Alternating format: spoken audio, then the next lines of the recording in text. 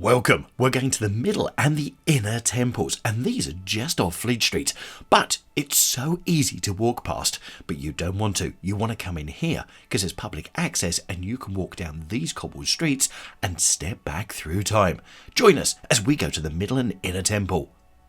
So we're going to start off with the middle temple, and this, which is their badge, which is the Lamb of God with the flag bearing the St. George's cross, and it appears in the centre of the inn's coat of arms against a background consisting of the same cross, a red cross on a white background. Now the cross and the lamb with the flag each were symbols of the Knights Templar. If you're a regular visitor to London, you may not have even discovered these places off of Fleet Street. But if you're coming up to London for a trip and you fancy going back through time, this is definitely one of the places you need to come. Now, we've previously covered Lincoln Innsfield, so I'm going to put a link to that right at the back of this video so you can see that. But here, we're in the Middle Temple, which is all part and parcel. So we're going to tell you a bit about here, and then we're going to go to the Inner Temple and tell you about that. Now, the Honourable Society of the Middle Temple, commonly known simply as Middle Temple, is one of 4 Inns of Court exclusively entitled to call their members to the English bar as barristers, the others being Inner Temple, Gray's Inn and Lincoln's Inn. As I said, Lincoln's Inn we've covered before. Now you're thinking, where's it located? I've never come across it. Well, it's located in the wider Temple area of London, which is right near the Royal Courts of Justice and within the City of London. And as a liberty, it functions largely as an independent local government authority. Now this is the Middle Temple Hall, and let me tell you a bit about all of this. So during the 12th and the 13th centuries, the law was taught in the City of London primarily by the clergy. But a papal bull in 1218 prohibited the clergy from practising in the secular courts, where the English common law system operated, as opposed to Roman civil law favoured by the church. As a result of this, law began to be practised and taught by laymen instead of by the clerics. Now, to protect their schools from competition, first Henry II and later Henry III issued proclamations prohibiting the teaching of civil law within the City of London.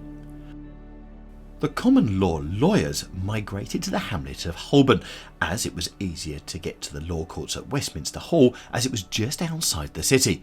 They were based in guilds, which at the time became the Inns of Court. There you go, and that's where it comes from. Now the Middle Temple is the western part of the temple, which was the headquarters of the Knights Templar until they were dissolved in 1312. Now there's been lawyers in the temple since 1320, when they were the tenants of the Earl of Lancaster, who held the temple since 1315. In 1346, the Knights again leased the premises to the lawyers, the eastern part, which became the Inner Temple, which we're going to look at a little bit later, to the lawyers from Thaves Inn, an inn of Chancery in Holborn, and to the western part to the lawyers from St. George's Inn. Now the Cross of St. George is still part of the arms, of course, which we've seen earlier, of the Middle Temple. As you can see, you can get in here and have a really good look around, and it's absolutely incredible, and it really is like going back through time. In fact, it's hard to believe that you're right near the City of London and also the West End, because it's almost sandwiched between the two, where the Strand meets Fleet Street opposite the Royal Courts of Justice. And yes, that is the embankment of the Thames, and over the other side you've got the Oxo building as well. So if you know your map of London, you'll know exactly where you are, and you can also get in there from the embankment as well. Walk in here. Now, going to history, you won't be surprised to know that Henry VIII was involved, and he seized the temple from the Knights in 1540, and each inn continued to hold its share of the temple as tenants of the crown for £10 per year, until it was granted to them jointly in 1608 by James I, to be held in perpetuity so long as they continue to provide education and accommodation to lawyers and students, and maintain the temple church and its master.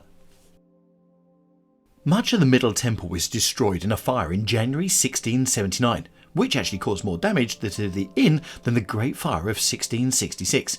Now, with the Thames being frozen over, beer from the temple cellars was used to fight the fire, which was eventually only contained by blowing up some of the buildings with gunpowder. And we go from Middle Temple to here, Inner Temple, and in this courtyard here you have Temple Church, which we mentioned earlier, which was the one which was built by the Knights Templar for their English headquarters in the Temple District. It's famous for being a round church, which you can see here, and actually it was heavily damaged during World War II and has been greatly restored and rebuilt since then with lots of effigies around the church. The Inner Temple was a distinct society from at least 1388, and as with all inns, its precise date of founding is not known, due to the fact that lots of documents were actually destroyed during the peasants' revolt in the 1300s. Now, it flourished, becoming the second largest inn during the Elizabethan period, after Gray's Inn. The temple expanded during the reigns of James I and Charles I, with 1,700 students admitted between 1600 and 1640. Now, with the First English Civil War's outbreak, which led to the suspension of legal education, with the inns being close to being shut down for almost 4 years.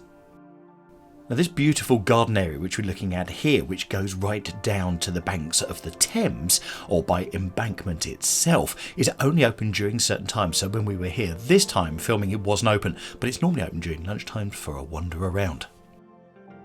I really hope you're loving this, and if you've never heard of this area before, that's what we here at London Visited do. Not only do we bring you all the hotspots and all the places that people love to go in London, but we also bring you some of the places that people don't know about. So definitely subscribe, because we'll be bringing so many more to you on this channel. The history relating to the Inner Temple are sketchy, as from the 14th to the 15th centuries there are few records remaining from all of the societies, although Lincoln's Inn's records stretch back to 1422. Now, the Inner Temple was sacked by Wat Taylor and his rebels during the Peasants' Revolt in 1381, with buildings pulled down and records destroyed. John Stowe, diarist at the time, wrote that after breaking into Fleet Prison, the rebels went to the temple to destroy it, plucked down the houses, took off the tiles and all other buildings left, went to the church, took out all the books and remembrances that were in the hatches of the pretences to law, carried them into the high street and burnt them. It wasn't until Elizabethan age that saw a large amount of rebuilding and beautification within the temple, and with over 100 sets of chambers, it was the second largest inn after Gray's Inn, with 155 residential students reported in 1574. What I found quite incredible when walking around here, and also Lincoln's Inn, it feels like you're almost somewhere where you shouldn't be. You almost feel a bit suspicious walking around. If you're coming down here, please don't. Obviously you've got people working around for noise, etc. But just come in here and have a good look round and just enjoy. So, what did you think to both the Middle Temple and also the Inner Temple as well?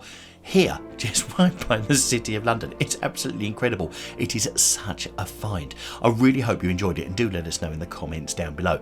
Now, if you haven't seen our previous video on Lincoln's Inn, which is almost as just as spectacular, I've put a link to that up in the top right hand corner. So click on that, because we've got another treat for you there.